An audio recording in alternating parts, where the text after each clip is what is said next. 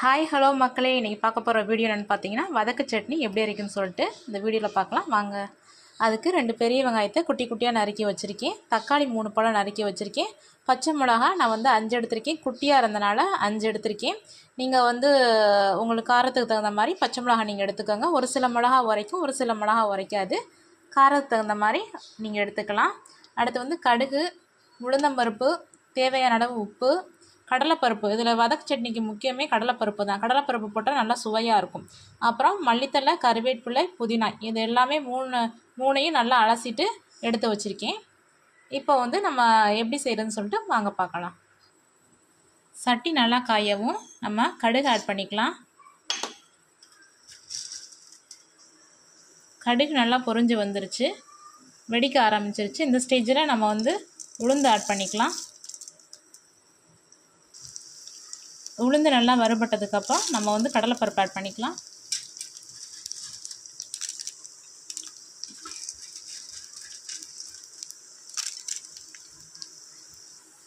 உளுந்து கடலைப்பருப்பு நல்லா வறுபட்டதுக்கப்புறம் வெங்காயம் ஆட் பண்ணிக்கலாம். இது 2 பேருக்கு தாராளமாக நல்லா சாப்பிடலாம் அந்த சட்னி. நீங்கள் 4 பேர், வீட்டில் 4 பேர் இருந்தீங்கன்னா எக்ஸ்ட்ரா 2 வெங்காயம் போட்டுக்கோங்க. தக்காளி நான் 3 போட்டிருக்கேன், நீங்கள் 6 போட்டுக்கோங்க. நான் சொல்கிற அளவு 2 பேருக்கு. பாருங்கள், நல்லா வெங்காயம் வதங்கினதுக்கப்புறம் தக்காளி ஆட் பண்ணிக்கலாம்.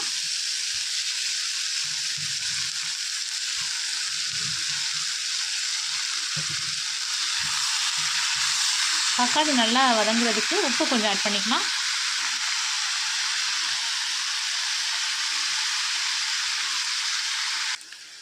தக்காளி நல்லா வதங்கிருச்சு. இந்த ஸ்டேஜில் நம்ம பச்சை மிளகா ஆட் பண்ணிக்கலாம்.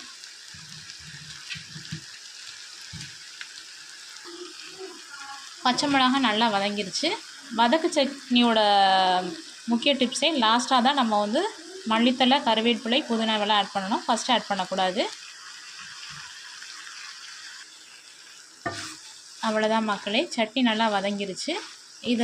இந்த ஸ்டேஜில் நம்ம அடுப்பை ஆஃப் பண்ணிடலாம். சட்னி அரைச்சிட்டு எப்படி இருக்குன்னு சொல்லிட்டு நான் உங்களுக்கு காட்டுறேன்.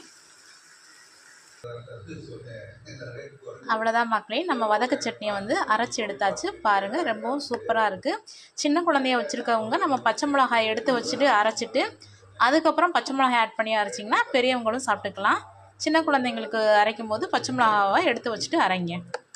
அவ்வளோதான் மக்களே, நம்மளுடைய வதக்கு சட்னி. இதே மாதிரி நீங்களும் ட்ரை பண்ணி பாருங்கள். வதக்கு சட்னி ரொம்ப சுவையாக இருக்கும். இந்த பஜ்ஜிக்கு சாப்பிட்டிங்கன்னா இன்னும் டேஸ்ட்டாக இருக்கும். நன்றி மக்களே.